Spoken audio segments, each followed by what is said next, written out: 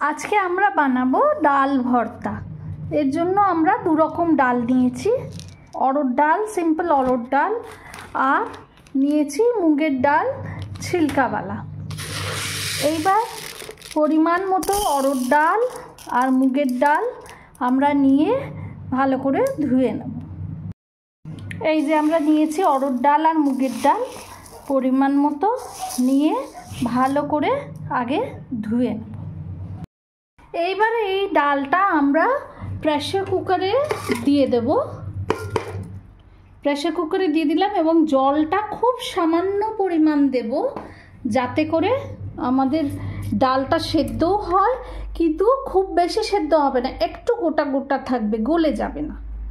জল দিলাম, খুবই অল্প পরিমাণ জল দিয়ে আমরা একটাই সিটি দেব, এর বেশি সিটিও দেব না।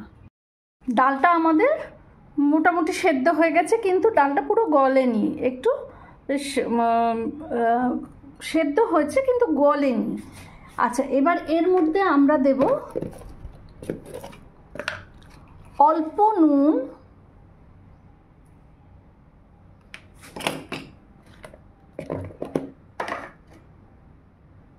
দেব অল্প হলুদ,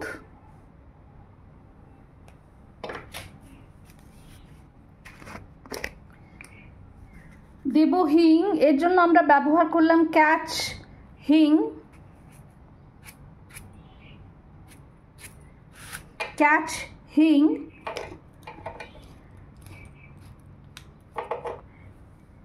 এইবারে আমরা কুকারে সর্ষের তেল দিয়ে নেব, রান্নাটা সর্ষের তেলেই করব। এর জন্য আমরা ব্যবহার করছি মশাল সর্ষের তেল।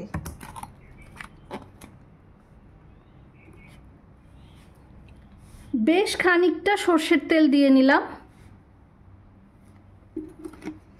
এবার এক এক করে আমরা পেঁয়াজ, টমেটো, রসুন, আদা ভেজে নেব। সর্ষের তেলে দিয়ে দিলাম প্রথমে রসুন, বেশ কিছুটা। রসুনটা ভালো করে ভাজা হয়ে গেলে আমরা এতে টমেটো, পেঁয়াজ আর আদাটা দেব।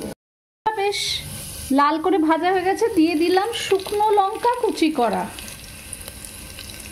কাঁচা লঙ্কাও দিতে পারো। এইবারে দিয়ে দেব পেঁয়াজটা, পেঁয়াজটা দিয়ে দিলাম। এবার খুব ভালো করে এটাকে ভেজে নেব।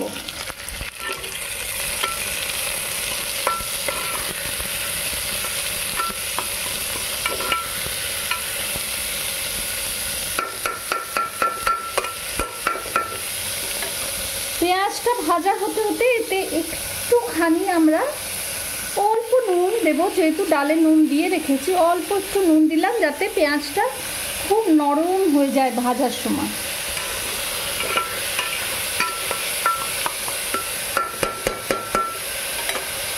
এবার দিয়ে দেবো এতে কুচনো আদা,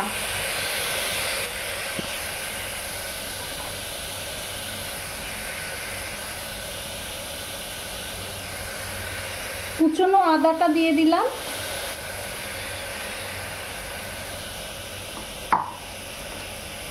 আর দিয়ে দেব কুচনো টমেটো।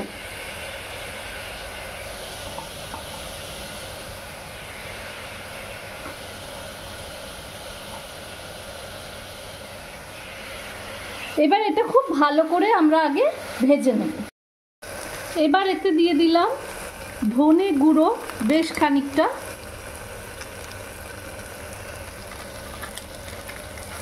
আর একটু গুঁড়ো মশলা ছিল, জিরে, ধনে আর লঙ্কা গুঁড়ো রোস্ট করে গুঁড়ো করা, এইটা খানিকটা দিয়ে দিলাম।